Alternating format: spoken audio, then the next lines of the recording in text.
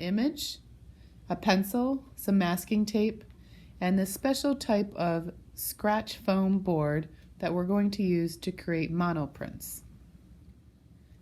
I have taped my image to the top of the scratch board, and now I'm going to use a pencil and I'm going to trace the outside line of my insect. You want to go nice and slow and get the very edge of your object, and you'll notice that as you're pressing, it's going to actually leave a mark or an indentation on the foam. You'll also notice that sometimes if you push a little too hard, the paper image will rip, and that's okay. You won't end up keeping the image at the end of the project. So go nice and slow, go all the way around the edge, and don't forget any of those important details that might be inside to help identify what your object is. I'm all set up for the next part, which is the printmaking portion of this project. I have a piece of paper with my name on the back. I have my scratch board completed. I also have a tray with some ink and a roller, also known as a brayer. So now I'm going to roll the brayer into the ink, and then we're going to roll it directly on top of the white foam.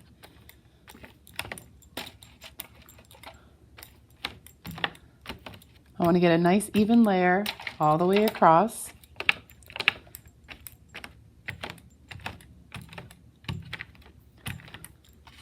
And now I'm going to go the other direction, and I'm going to try to roll it nice and even to get rid of the roller marks. So you might need a little less pressure to get it nice and even. That looks pretty good. Now I'm going to make my first print. I'm just going to lay this on top. I'm decided I'm going to turn my paper so it's vertical, and the print here will fit perfectly from side to side, and I'm going to center it as best as I can. Gently lay it and start to press, give it a nice back rub. After I get all sides, I'm going to pull it, and voila, there's my first print.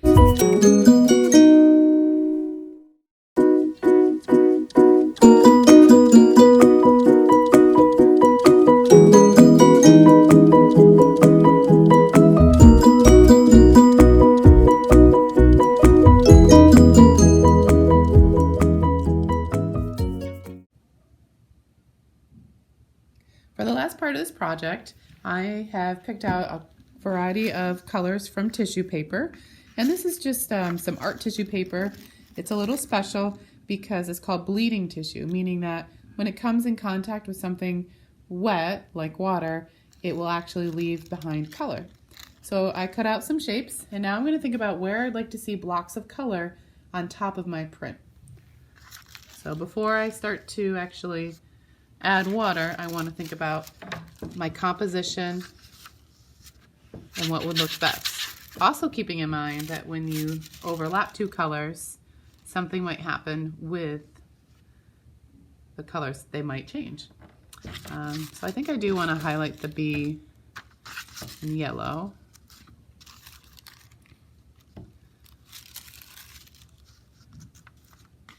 And blue and yellow will hopefully mix some green. And I think I like that. All right, so I've considered my composition. I'm happy with it. And now I'm going to take a spray bottle. And all you need to do is add a couple little sprays, which will help the paper stick.